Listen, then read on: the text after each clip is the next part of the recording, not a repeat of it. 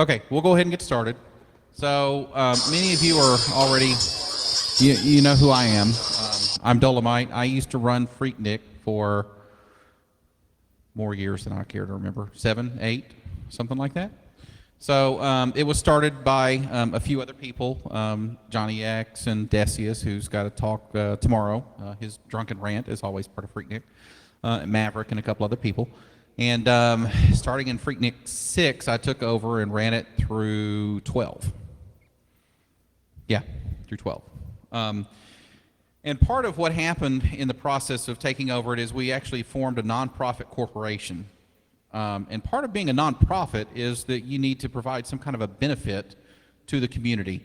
And so I'd been talking about, how can we actually help? And we've kind of struggled as to what we do. And we've taken donations and given them to other 501c3s in the past. But, what can we as a community do to actually help other people directly and have it germane to who we are and to what we do? And, we are a bunch of people who love to tear things apart, figure out how they work, and put them back together, and maybe not necessarily the same way that we found them originally. We like to fix things that weren't necessarily broken, but didn't work the way that we wanted them to. Well, when I moved to Knoxville, I started looking in the paper and the online version, and they had an article about the East Tennessee Technology Access Center and the toy techs. And we have one of the toy techs here. His name is Alan, and he's going to be part of this presentation. And what they do is they take toys and they modify them to make them more accessible for, and we'll just, for the sake of this discussion, just talk about children who have accessibility issues. Let's say maybe they're blind, and so there's a toy that has all these colorful lights that go off, but if they're blind, they can't see it. So maybe they translate the lights into sounds, and now that toy has value to the child that doesn't have vision.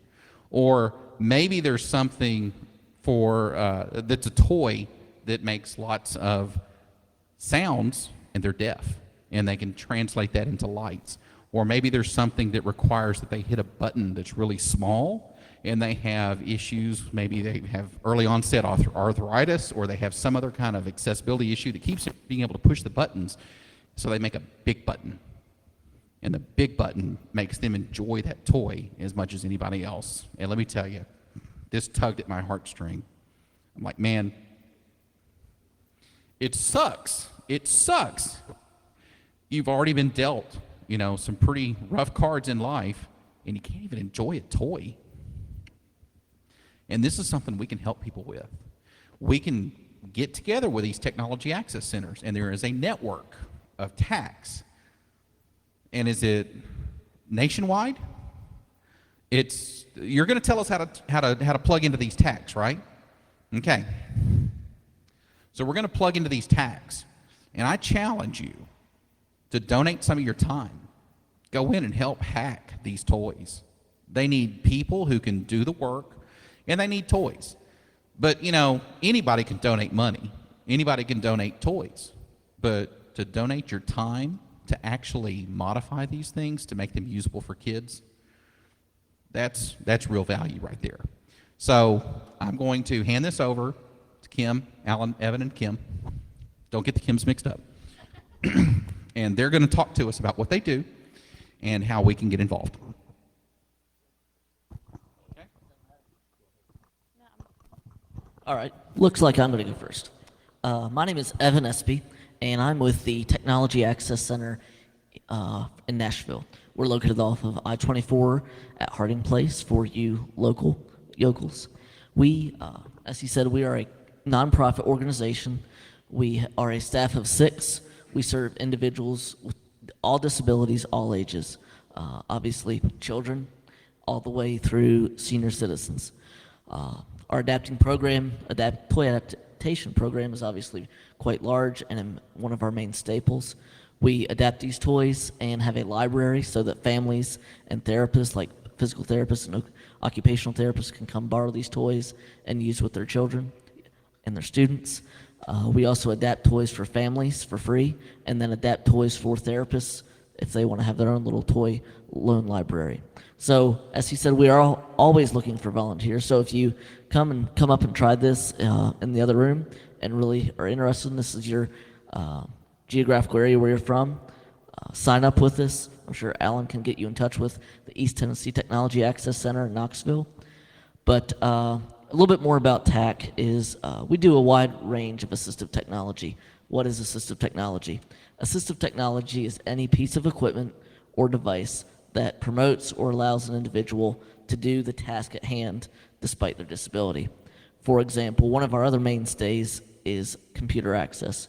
We do a great deal of screen reading software for individuals who are blind, voice-activated typing software for quadriplegics or individuals who are blind or have other impairments, low vision aids. We have magnification, closed-circuit televisions to magnify print, communication devices for both children and adults who don't have the ability to speak verbally.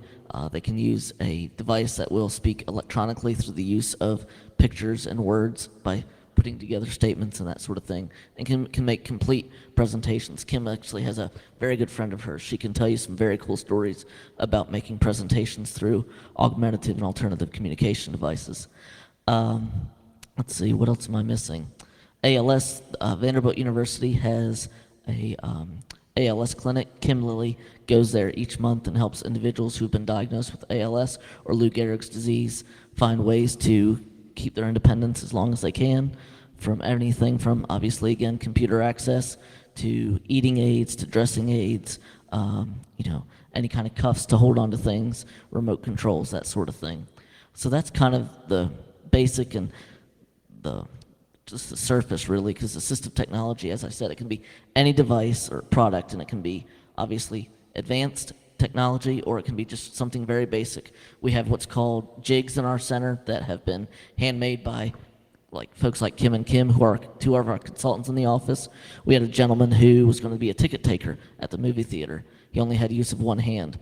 So what he was doing was ripping the ticket off with his mouth and then handing customers back a wet ticket stub. Obviously, not the most ideal. So one of our consultants took a cigar box, put a slit in it, put a razor blade up from the inside up, so all you had to do was swipe the ticket and give the ticket stub back to the individual. So something very basic like that costs just a few dollars, and someone's able to be employed. So that's the beauty and the remarkable thing about assistive technology. Anything I'm forgetting, guys? As I'm coming off election day. Yes, we are one of 5 centers in the state. Obviously, East Tennessee Technology Access Center being another one. They are also in Memphis, Jackson, and Chattanooga, and then, of course, Nashville. And then there are several countrywide, all the way throughout the U.S., and there's even some internationally. I do have a few handouts here for individuals that are interested. We printed off the Southeast region, so if you want some contact information for your local center, if you live in the Southeast, chances are we may have it here. And if not, I have a sign-in sheet. You can sign up here and just put in on the line that says, I'd like more information about. Tell us which state you're in, and we'll help to see if there's a center in your state remotely close to where you live that you can maybe get tied into and volunteer with. I'd just like to add that the solutions that we find or look for run the gamut from extremely sophisticated to extremely simple. My particular interest is in simple solutions, low-tech solutions to people with mobility problems. And to give you an example, we had somebody who wanted to live in their home, and they had a stove with the controls on the far side of the burners. Well, they would burn their hands when they tried to turn the stove off because they were in a wheelchair and tried to reach across the burners to turn it off. Somebody came up with a solution to take a long wire, put a loop in it, and made a long handle so they could just turn the knob from their wheelchair without burning themselves. It was a 50-cent solution, and it gave them a whole lot more independence and let them stay in their house. Absolutely. KimLilley, can you hook me up when we get back to Nashville with The burner, no, Turner, that's awesome. Exactly, exactly. His sweater's hiding all of his bird. That's right, that's right. If you only knew, I'm just kidding. The Kims are going to show you kind of the end product of toy adaptation, but while they're kind of getting themselves together, anybody have any particular questions or anything? I'm much better at like direct questions. I'm always worried about, you always have that one thing you're worried about, and then the guy never covers it. The Atlanta area. Georgia Tech University actually has a center. There's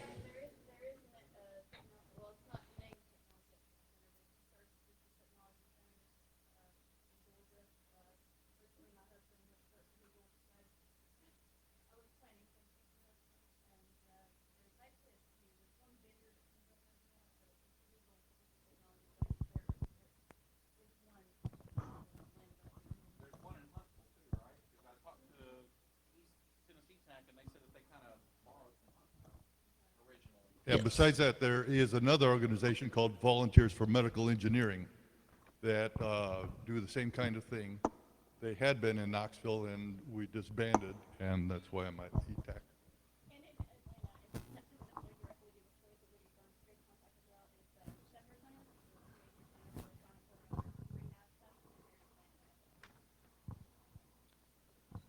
real quickly, the southeast region that I printed off looks like Alabama, Arkansas, Florida, Georgia, of course, Tennessee, Kentucky, and yeah, that'd be it.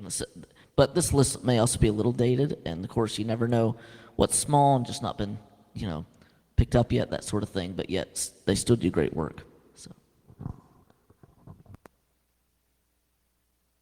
turn it over to the Kims.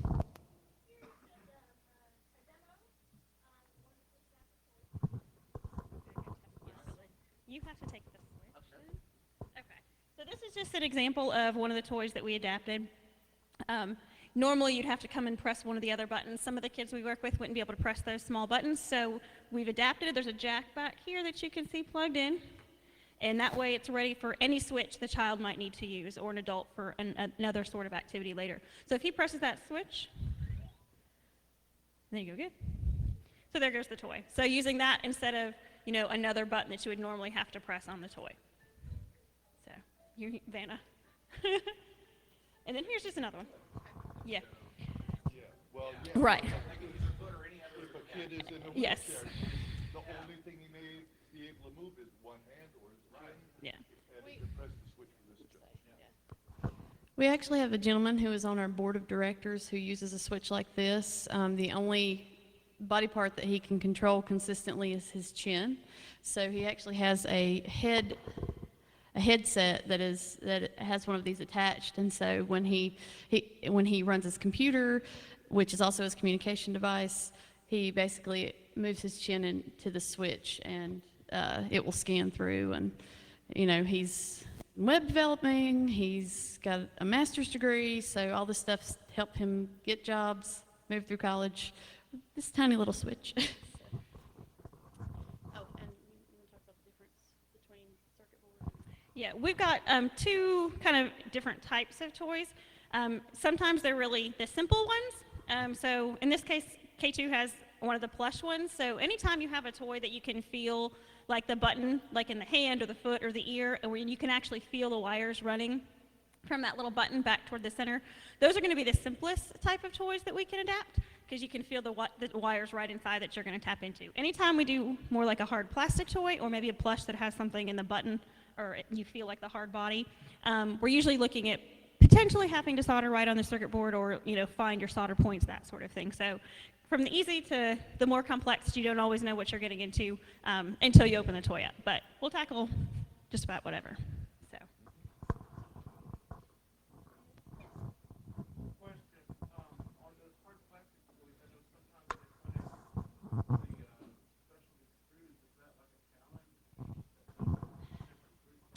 Yes, it can be. Like we had to go out and buy find triangle screwdrivers. Sometimes you kind of have to rig stuff up. So that does become a challenge. Sometimes getting into them is sometimes harder than actually adapting it. So Yes, they are. And sometimes you unscrew them and they're still glued, or they have like these little plastic tabs on the inside where they don't want to pop apart. So you kind of have to pry them and hope you don't break it in the process. Yes. Definitely. We did actually last year have an Elmo guitar that a woman brought in. We opened it up, quit working as soon as we opened it up. We said, well, this must be a fluke. You'll need to take it back. You know, so we put it back together, put it back in the box. She took it back, returned it, exchanged it for another one, brought it back in. Same exact thing. So we're like, oh, sorry, we can't adapt this one. If it doesn't work when we open it, we can't adapt it. So.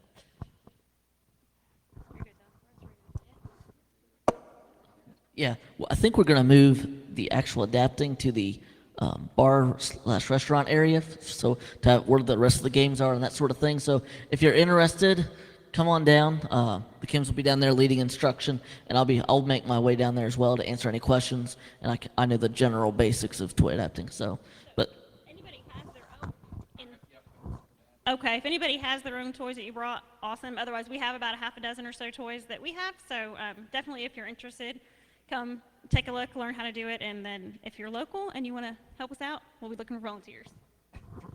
Anybody who is participating in the scavenger hunt, if you take a look, the very first item, you can get 4 times as many points as anything else if you donate a toy. You do not have to donate a toy by right now. You have to donate a toy before the end of the conference. So almost every scavenger hunt item is worth about 5 points.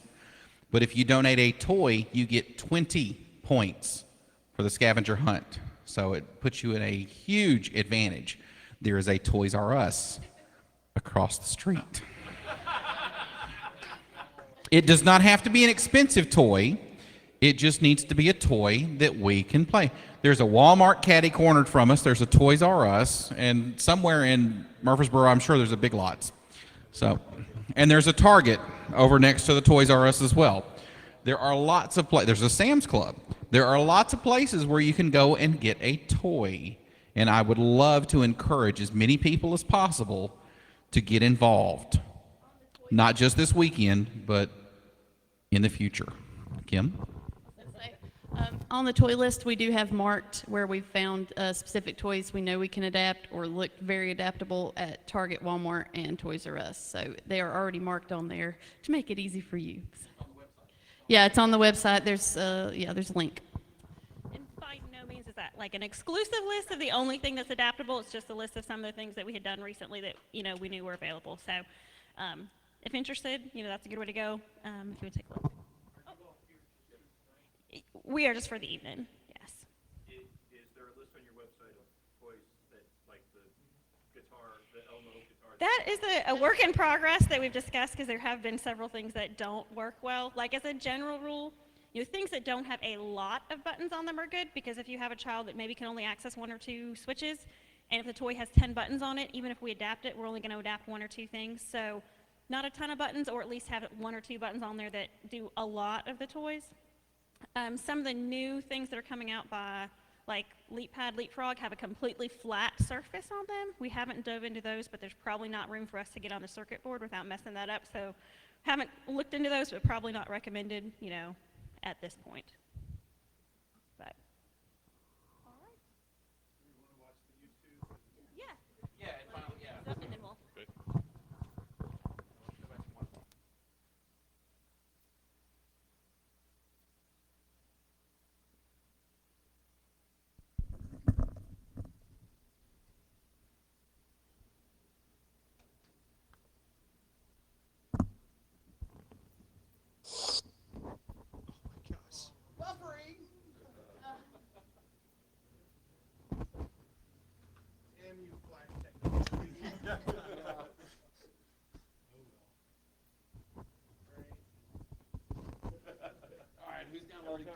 So why don't we delay the next talk for a half an hour since we've already been a half hour off and take that to the and hang out. All right.